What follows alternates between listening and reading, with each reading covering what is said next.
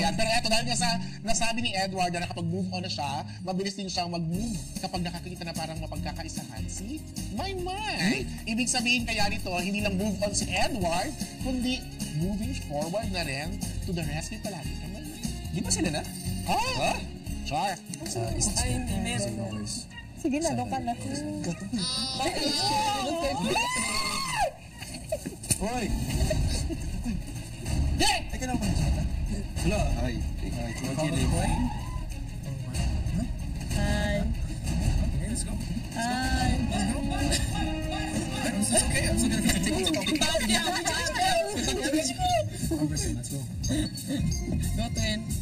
Ay, finish talaga yan. Sige, go. Let's go, man. Go, this.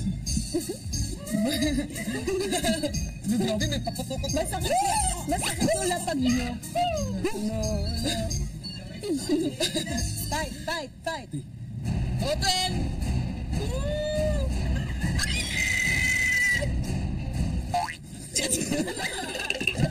Okay lang, nag-pull up naman. Bumawi. Tara. Hindi pa, Twist. I lost. Yan, sa tayo ni Kuya.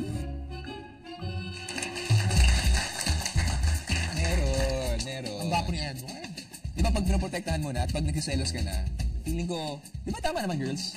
Pag ang guy, di ba, if the guy medyo, kailangan makuha mo yung language nila eh. If the guy medyo, Before ka pa. before pa naging but now naging protective.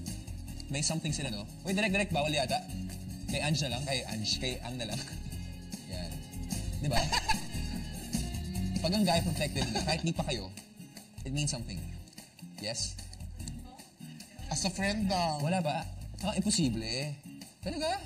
Ikaw? Ang, di ba? Oo. Minsan naman kahit no friends, protective. Iba yung level ni Edward eh. Oo. Di ba? Lalo na kung ano siya.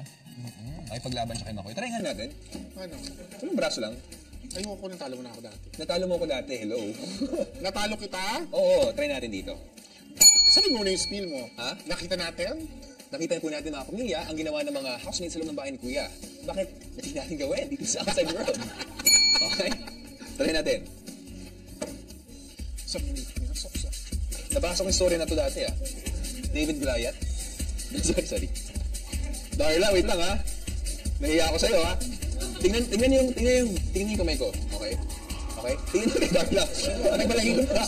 Parang himan ah. Okay, 1, 2, 3, go.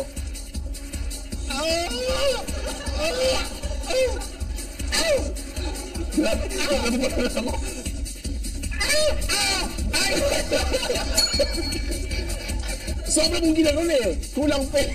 Ang galing. Ang galing talaga Darla. Okay, pero biro lang po yung ginawa.